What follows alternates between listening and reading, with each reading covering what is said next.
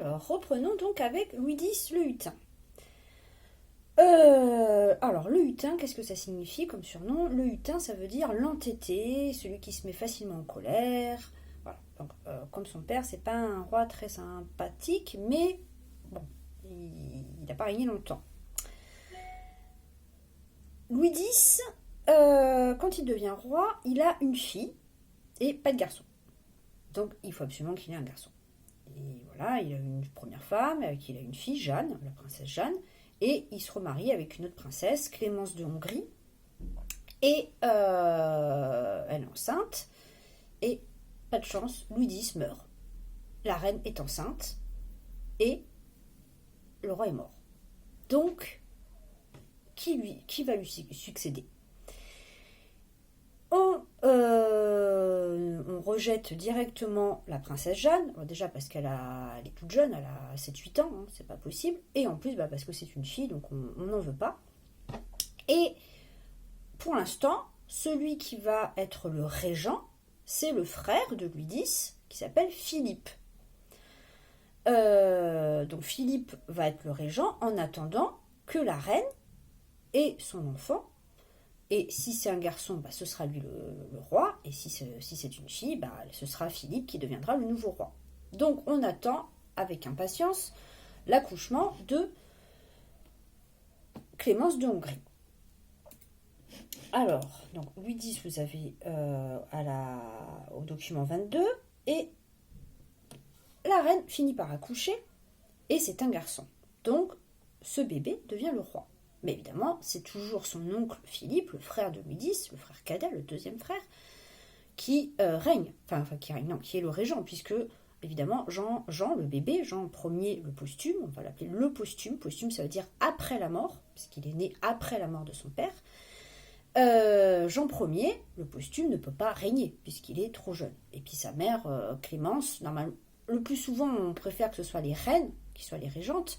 Mais bon, là, Clémence n'est pas très en forme, elle vient d'avoir son bébé, elle n'est pas en état d'être régente.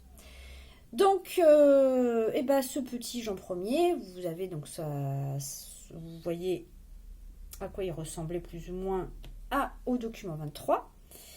Et il ne vit que 4 jours.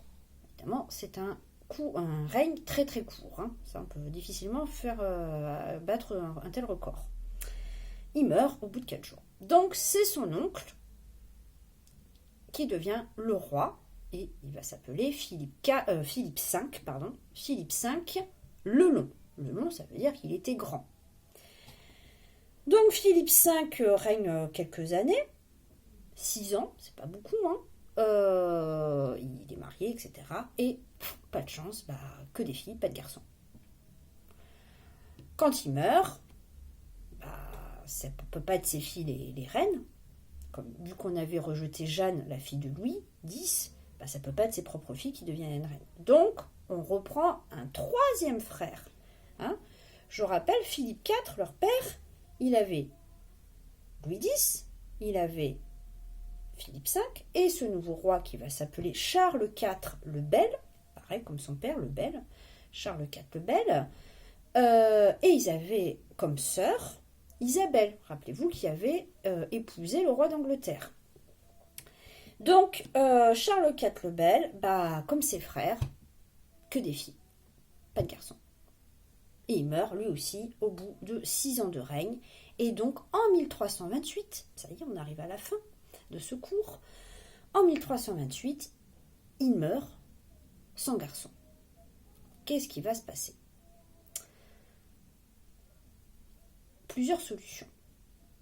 Et on décide que ce sera le prince le plus proche de la famille, mais seulement issu des hommes, issu des garçons, qui régnera, qui deviendra le nouveau roi.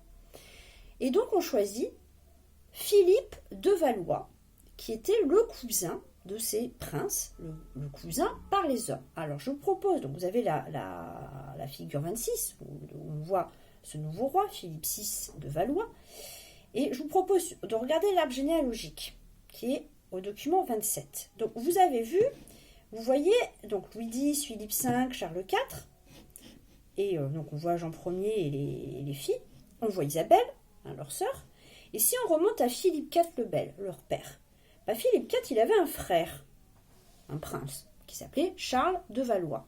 Et ce Charles de Valois, il a un garçon qui va donc devenir Philippe VI. Et pour prouver ses droits, pour dire que c'est lui qui devrait être roi, on retrouve un peu par miracle, sûrement arrangé, une loi de l'époque mérovingienne, une loi qu'on va appeler la loi salique. Et cette loi dit que les filles ne peuvent pas hériter de leur père. C'était une loi franque des Mérovingiens, donc il y a très très très longtemps, et que les filles ne peuvent pas succéder. Sauf, rappelez-vous, que les grands féodaux, les grands seigneurs, ou même les petits seigneurs, quand ils n'avaient que des filles, leur fille, elle succédait. Aliénor d'Aquitaine, elle a succédé à son père. Et plein d'autres princesses, des duchesses, des comtesses, ont succédé à leur père.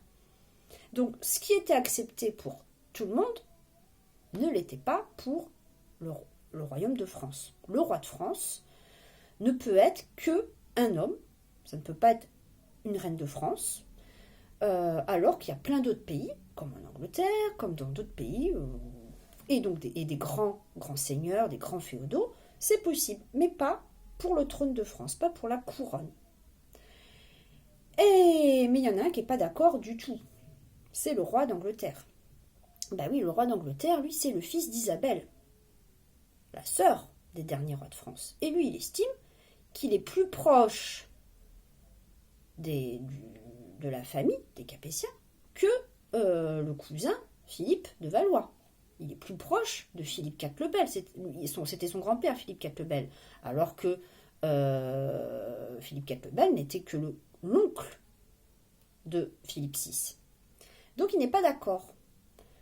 Alors, ça va poser quelques soucis. Et on va bien préciser dans la loi salique que même les princesses ne peuvent pas donner ses droits à leur fils. Ce n'est que par les garçons, de garçon en garçon, de fils en fils. On dit de mâle en mâle, comme ça. Et, désolée, Et donc, on va devoir affronter encore le roi d'Angleterre. Parce que le roi d'Angleterre, sur le coup, il dit d'accord, je veux bien accepter. Mais certainement pas rendre hommage au roi de France, parce qu'il reste quand même duc de Normandie et duc d'Aquitaine.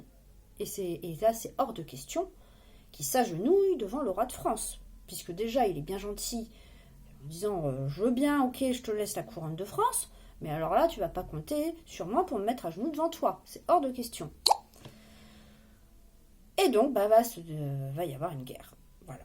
Et cette guerre, ça va entraîner, ça va être le début de la guerre de 100 ans. Et voilà. Et la guerre de 100 ans fera l'objet du cours de la semaine prochaine. Donc, j'espère que ça vous a plu, que ça vous a intéressé. N'oubliez pas de mettre sur pause, parce que c'est très long, vous n'allez pas tout écouter d'un coup. Vous pouvez avancer, vous pouvez reculer, vous pouvez revenir, vous dire « Ah, ça, j'ai pas compris ». Et surtout, vous n'hésitez pas à me poser des questions, je vous répondrai.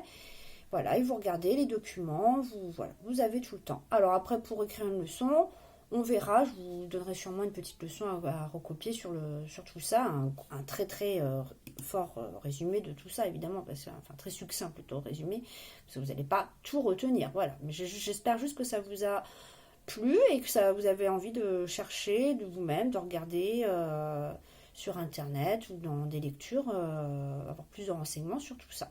Voilà, donc c'est la fin des Capétiens, donc les Capétiens directs, et nous passons donc aux Valois, qui sont des Capétiens, mais pas directs, ce sont des cousins. Voilà, à bientôt, merci.